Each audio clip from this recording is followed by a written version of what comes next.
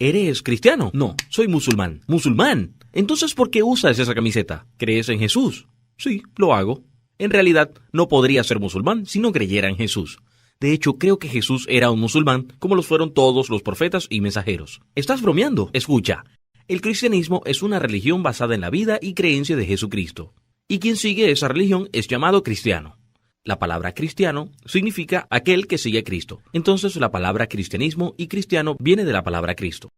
Entonces, ¿qué significa Islam? Islam es una palabra árabe, la cual significa sumisión y rendición a la voluntad de Dios. Y la palabra musulmán significa aquel que se somete y se rinde a la voluntad de Dios. Entonces, aquel que se somete y se rinde a la voluntad de Dios es un musulmán. Cuando las personas escuchan la palabra Islam, ellos formulan la idea de que el Islam es una religión de árabes. Por cierto, los musulmanes que no son árabes constituyen el 80% de la población musulmana y la gente piensa que el Islam es una religión nueva que ha sido traída por el profeta Mohammed. La paz sea con él, pero esto no es cierto. El Islam es la religión de todos los profetas y mensajeros, Noé, Abraham, Moisés, Jesús y Mohammed, que la paz sea con todos ellos. Sí, había musulmanes antes que el profeta Mohammed, que la paz sea con él. ¿Sabes? Cuando digo que Jesús era musulmán, no lo digo solo de acuerdo a lo que el Corán dice, lo digo de acuerdo a lo que la Biblia dice también. Y por favor, corrígeme si estoy mal.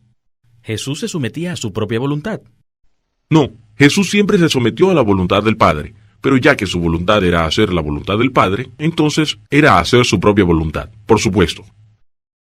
Jesús estaba sometido a la voluntad de Dios, su Padre. Yo diría que se sometía a la voluntad de su Padre. Muy bien. Entonces estamos de acuerdo. Como musulmán, yo creo que Jesús se sometía a la voluntad del Padre, quien como musulmanes creemos es el único y verdadero Dios, el Creador. Él era al que Jesús adoraba, pero él nunca adoró a Jesús. Y es al único al que los musulmanes oran, tal y como Jesús lo hizo. Y puedes encontrar esto en la Biblia cuando Jesús dijo, porque he descendido del cielo no para hacer mi voluntad, sino la voluntad del que me envió. Entonces Jesús se somete a la voluntad de Dios, como los musulmanes lo hacen. Espera, estoy totalmente seguro de que no tienes suficiente conocimiento sobre el cristianismo, porque Jesús tiene dos naturalezas, la divina y la humana. Bueno, he hablado en uno de mis videos anteriores sobre el tema de las dos naturalezas, y esto no puede ser lógico. Lo entenderás cuando termines de ver este video. ¿Jesús aceptó ser adorado? Sí, él lo hizo. Sí, él lo hizo, sí. Sí, él aceptó la adoración. Como musulmán, yo creo que Jesús nunca pidió ser adorado porque los mensajeros de Dios llaman a la gente a adorar a Dios, no llaman a la gente a adorarlos a ellos. Y no hay digno de adoración excepto Dios. Jesús nunca pidió ser adorado. De hecho, él rechazó ser adorado cuando él dijo, más en vano me adoran, enseñando como doctrinas preceptos de hombres. Mateo 15:9. Entonces aquí Jesús hace lo que los musulmanes hacen y creen. Si Jesús es un Dios, entonces tiene el poder de hacer milagros por sí mismo. Jesús no es un Dios. Él es Dios, pero ciertamente tiene el poder de hacer milagros. Sí. No, él solo vivió como un ser humano, siendo dependiente del poder que recibió cuando fue bautizado por Juan el Bautista. Él dijo, haré lo que veo a mi Padre hacer. Ningún profeta fue capaz de declarar eso. Declarar que haría lo que ve. Como musulmán, yo creo en el nacimiento milagroso de Jesús y en los milagros que él realizó, pero Jesús es un profeta de Dios, y él no puede hacer nada por su cuenta. De hecho, Jesús mismo dijo esto en Juan capítulo 5, versículo 30. Por mí mismo no soy capaz de hacer cualquier cosa. Cuando Jesús resucitó a Lázaro de entre los muertos, levantó la vista y dijo, Padre, te doy gracias porque me has escuchado. Yo sé que siempre me escuchas, pero lo digo por el bien de esta gente que está aquí, para que crean que tú me has enviado. Jesús le dio gracias al Padre porque Él le dio el poder de hacer este milagro. ¿Por qué Dios envió a Jesús? Él envió a Jesús, ustedes saben que fue para traer a la gente de vuelta a Él, porque la humanidad se alejó de Dios. Ellos estaban adorando imágenes, adorando un montón de cosas. Para ser el Salvador del mundo. En última instancia, para salvar al mundo. A morir por nuestros pecados y...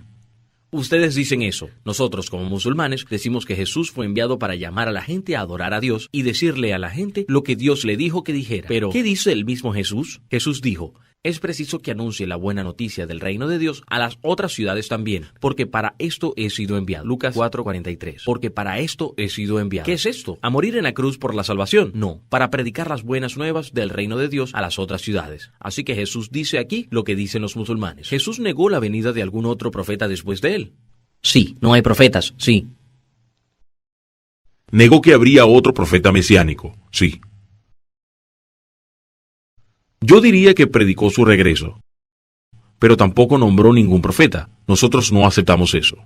Jesús dijo, queridos amigos, no creáis a todo espíritu, sino probad los espíritus para ver si son de Dios, porque muchos falsos profetas han salido por el mundo. Podemos ver que la palabra espíritu se refiere a los profetas, y Jesús dijo, muchos falsos profetas, pero no dijo que todos ellos son falsos profetas. Él dijo que muchos. Entonces vendrían otros que serían verdaderos profetas. Pero, ¿cómo sabemos si son de Dios o no?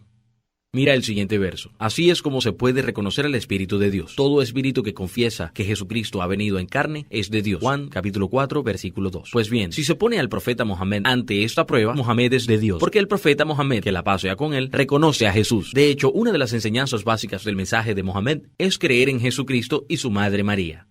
¿Jesús guió a la gente de aquel tiempo a toda la verdad? Sí, sin duda. Sí, porque él dijo, yo soy la verdad. Sí, él lo hizo, por la revelación. Sí, la revelación, sí.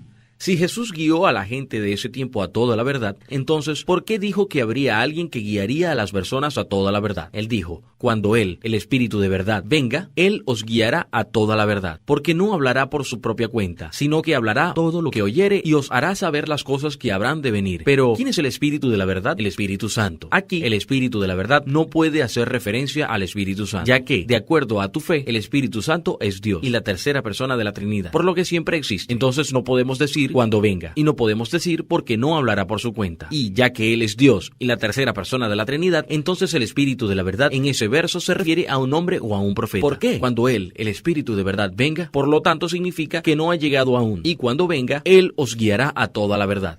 Eso significa que toda la verdad no ha sido revelada todavía, y cuando llegue Él os guiará a toda la verdad. De manera que no habrá necesidad de que cualquiera venga después de Él, lo que también significa que será el último profeta. Él no hablará por su propia cuenta, sino que hablará todo lo que oiga. Y estos son los atributos de los profetas. No hablan por sí solos. Ellos dicen solo lo que les fue revelado por Dios. Comparemos esto con lo que Dios dijo en el Corán acerca del profeta Mohammed, la paz sea con él.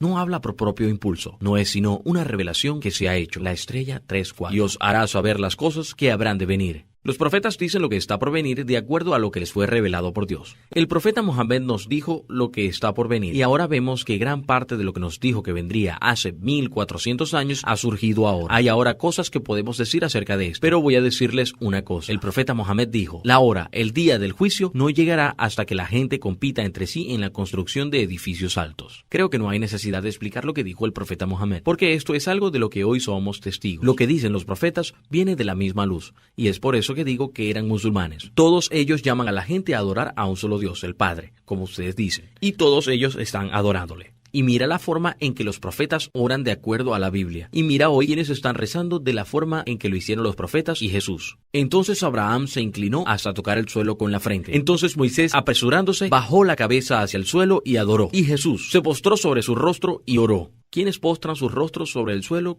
cuando rezan? Piénsalo.